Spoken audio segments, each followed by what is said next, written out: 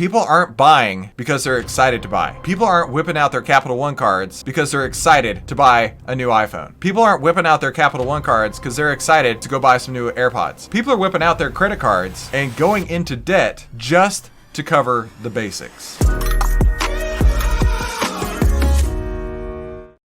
What's in your wallet? Probably not much, except a whole heap and helping full of credit card debt. At least that's what this story is telling us here. Credit card debt hits a new record high, while delinquencies are also rising. So I actually work in the financial industry, so I get to see this firsthand. I talk to many different financial institutions every quarter, and this is not uncommon these days, right? We talked a little bit ago, we talked on yesterday's video about how the money supply is decreasing, and that is the number of dollars in everyone's accounts, right? Well, that's because people can't afford just their day-to-day lives anymore. And not only that, but they're actually having to tap into their credit cards in order to afford their daily lives now.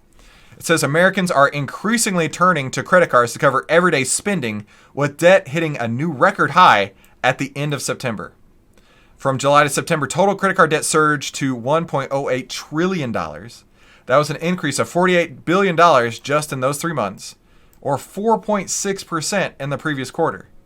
And that makes the highest level on record since they started keeping records in 2003. And this next part here really, really grinds my gears. But before I get into it, my name is Christopher Yule, and if you're just tuning in, we cover the biggest headlines of the day and what the AI trading data says about it. Now, if you're interested in that too, be sure to definitely hit the subscribe button down below and start trading with AI today. Head to ovtlyr.com to see why outliers win. This grinds my gears more than anything. I saw somebody say this not long ago. It was a big leftoid Biden pusher trying to tell us how great the economy is, when we all know that that is not true. This person says, credit card balances experienced a large jump in the third quarter, consistent with strong consumer spending and real GDP growth. So this is from Don. So go find this person and tell them your opinion. Don Hunley, a New York Fed economist. All right, let's break down everything wrong with what this person just said. Credit card balances experienced a large jump in the third quarter, consistent with strong consumer spending and real GDP growth. Listen, Don Hunley, people aren't buying because they're excited to buy. People aren't whipping out their Capital One cards because they're excited to buy a new iPhone. People aren't whipping out their Capital One cards because they're excited to go buy some new AirPods. People are whipping out their credit cards and going into debt just to cover the basics. With money supply dwindling, where else are they going to get the money just to pay groceries? Just to pay groceries. And on top of that, all the student loan payments just restarted. And those student loan payments are averaging between $100 and $300. And now there's families out there who are going to have to make choices. Little Timmy, are we going to get you groceries this week? Are we going to buy the essentials? Or are we going to pay our student loan debt that Joe Biden was supposed to forgive, but Lord knows that didn't happen? What are we going to do these days? They're going to have to take out their credit cards. So you can't tell me, you cannot explain away the fact that credit cards are hitting all-time highs as a good thing. There is no reality where that is the case. There was an uptick in borrowers who are struggling to pay their credit card debt and student loans and auto payments. About 3% of all outstanding debt was in some stage of delinquency, and that's up 2.7% recorded from the previous quarter. So delinquencies have gone up about 10% just in one quarter is what this says. And yet they want to tell you the consumer is strong. We're hitting all-time highs in credit cards. We're hitting brand new fresh record highs in delinquencies. But the economy is strong. The consumers are strong. No!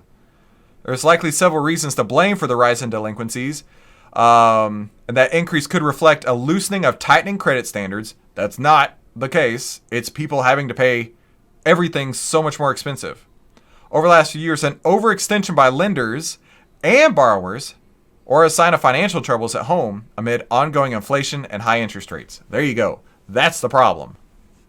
Plus, add into that too, so many people got taken advantage of during 2020 to 2023, overpaying for cars and overpaying the dealers. And now they can't even make those car payments anymore.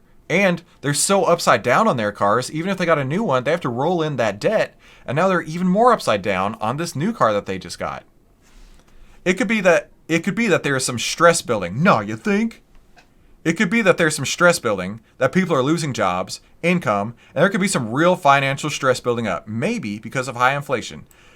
Maybe it certainly isn't because people are excited to go spend money. Maybe because of high inflation, high everything else. It could be a combination of all three of these. They play a role. But there could be like all kinds of different factors that are causing these delinquencies and credit card balances to hit all-time highs. Give me a break. Give me a break. They want to just lie to your face. The people who are pushing Bidenomics just want to lie to your face and tell you everything is great. Well, we know that that is not the case.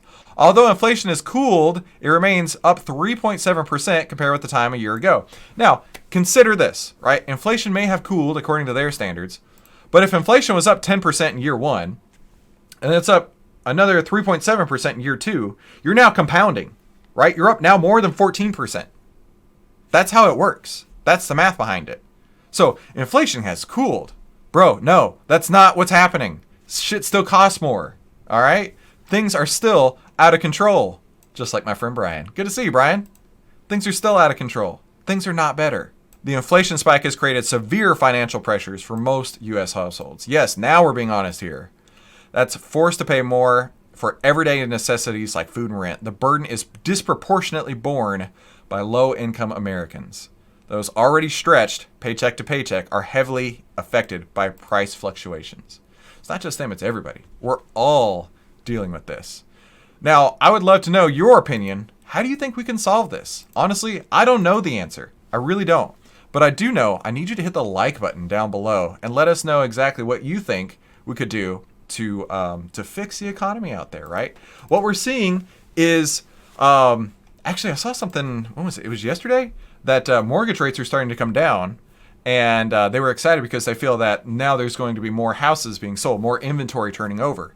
And maybe that's the case, but we need to have rates come down so things are more affordable and prices come down at the same time. Once the prices start coming down, things are going to get a lot easier. And that was the goal with raising rates. Raise rates so everything's more expensive, so that in order to find buyers, they have to bring the price back down. So let's go see what the AI trading data says about Capital One Finance. Capital One Finance. What's in your wallet?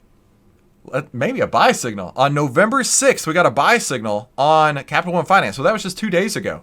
And if you'd follow these signals, you'd see a 39.77% return historically. So if you want to get your hands on this and all the signals that we show over at outlier.com, head to ovtlyr.com to see why outliers win. How in the world does the YouTube algorithm work? Because it just tells me that one of these two videos is going to be awesome for you to watch. So thank you for tuning into today's Outlier Live. We'll see you on the next episode.